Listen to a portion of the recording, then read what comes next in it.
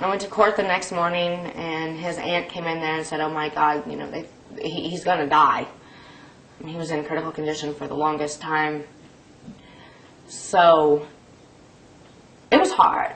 I mean, it's one thing to just go to jail, but to go to jail, not know if your kids are okay, where they are, not know if your husband's going to live or die, it was bad.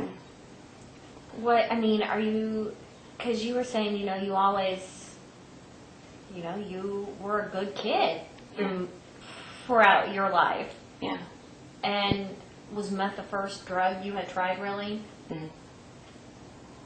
And look at what everything My life went down quick.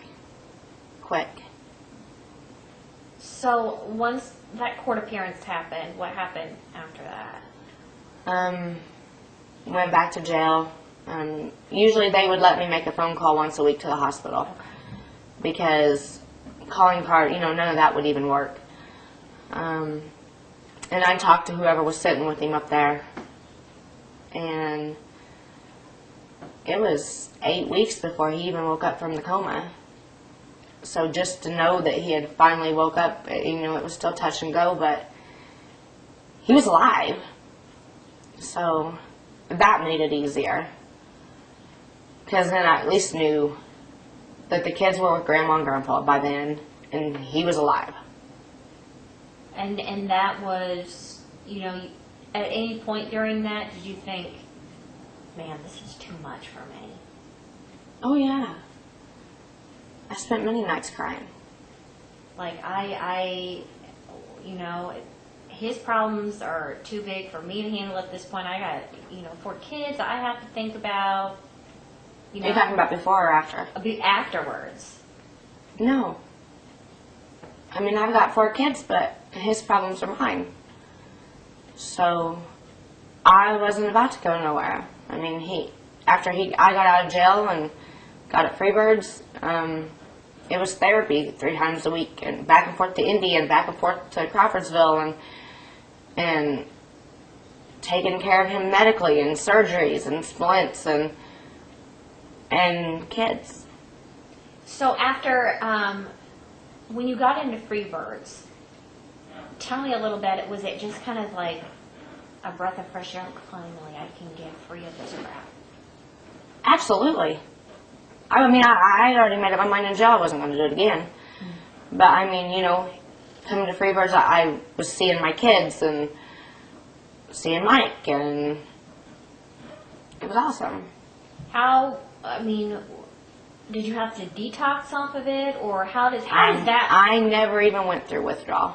Really? Ever. I think it was the mindset, and I didn't want it, so never went through withdrawal. Yep.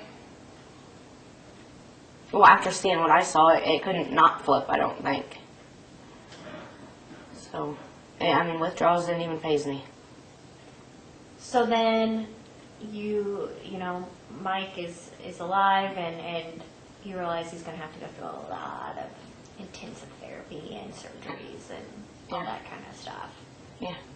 And how was that? Did he, at this point, I mean, when was the first time that you saw him and that he, like, acknowledged you, like, realized you were there? The day after I got out of jail. Because he was living with his mom in New Ross, and the day after I got out of jail, he came into town. And that was the first time I had seen him. I talked to him on the phone at jail, you know, through jail, but it was awesome. It was awesome just to see him and know that he was alive, and, you know, it was crazy. Were you shocked by his burns and things like that? No. I had seen him. I mean, he sent me some pictures in jail, but the pictures in the hospital are bad, but to actually see it, you know, I knew what it was before anybody else ever did. So I already knew. Did you talk about, we're done with this. We are so done with this lifestyle, with this everything? We didn't even really talk about it after that. I had a mindset, and it was getting the kids back and you know, doing what I had to do at Freebirds and taking care of him, it was, you know, like every day was laid out for me. I had plans, you know, and things I had to do for DCS and getting those kids back. That was it. And what were the steps? Because as we, had talked before, you got your kids back pretty quickly. Right. So you obviously were doing everything. I mean, what were the steps that you had to go through to make sure? We started out doing drug screens 2 times a week. Then those tapered down.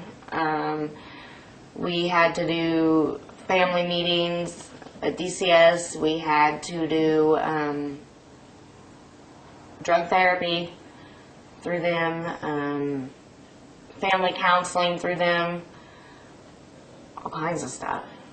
Oh yeah. Do your kids understand what happened? They do now.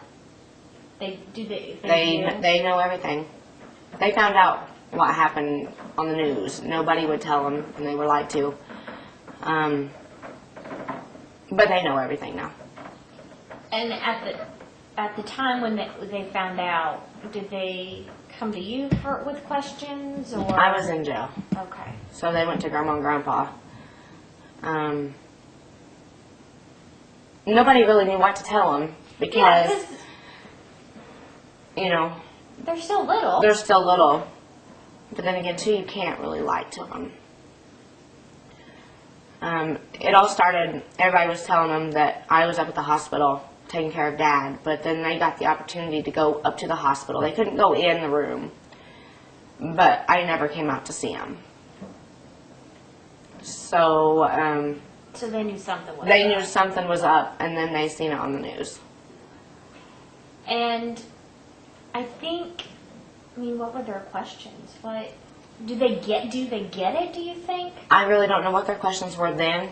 The older two absolutely understand it. Okay. They know what was going on. They know it was wrong. But they're just glad that they still have their dad, and that night they really did think that he was dying. So when he got out of the hospital, they were playing Wii with him to do exercises and, helping him get back. So, they still have both of us, and I think that's all that they care about, even though Dad's not around right now. Do they know where he is? Yes, they go see him in the prison every 2 weeks. He said that is he 3 now? He will be. He said in July. that, I think that's hard for, he said he used to be his little shadow. Yeah. And he told me, he says he feels like he's lost. He's very lost. At 3, and he said, yeah, I feel like he is. He's very lost.